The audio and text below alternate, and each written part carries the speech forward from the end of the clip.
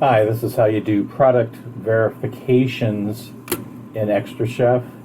Product verifications are when an item is new to the system and xtraCHEF is asking for the correct case pack and category, or in our case, we also call that the GL code. So you want to go to xtraCHEF, you want to log in. You want to go down here to where it says product verification. That's where you have this red dot, that little badge. That means you have some product verifications. I'm going to click on that. Here's the 5 of 14. If I want to look at them all at one time, I can click on this and ask it to show me all of them.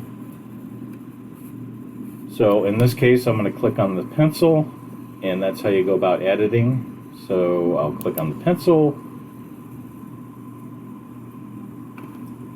which takes us to this screen. It gives you a shot, an image of the invoice. And this is the item in question here under description. So I'm going to look for that on the invoice. You can zoom into the invoice a little closer if you need by clicking the plus button. If the invoice is tilted one direction or the other, you can click on the arrows here to adjust its orientation.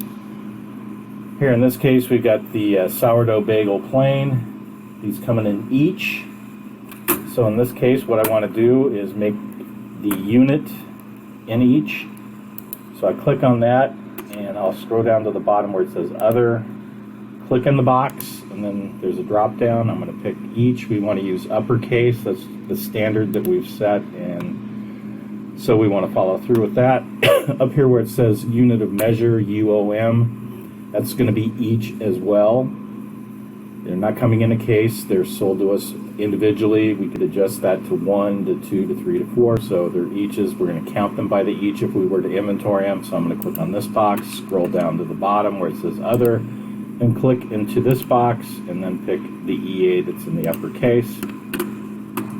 Over here for category, pastries and items like that are considered dry goods. So I'll click on Select. And we have this dialog box that pops up here, or actually an entry box. I will start to put dry, and that pops up. I click on that. Now it says dry goods.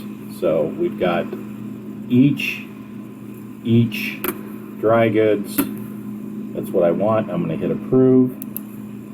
It's going to ask me to load the next one. I'll say yes. And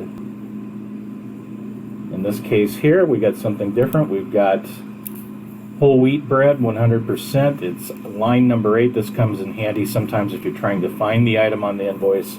It's line 8 on the invoice. You can also use the item number, which will correspond with the item code for the Cisco invoice. 8666513 is right here. So we've got some whole wheat bread that they've substituted. In this case, it's 6 1.5 pounders. Since we're not going to portion out this bread by the pound or anything like that, we're just going to use it by the slice. I'm going to put it's 1/6 count. That means there's 6 1.5 pound loaves in there. It's not important that we get the weight on this particular item. We just want to get it by the count of how many loaves there are. So I will change the pack to 1. Go over to size, and it's going to be a 6.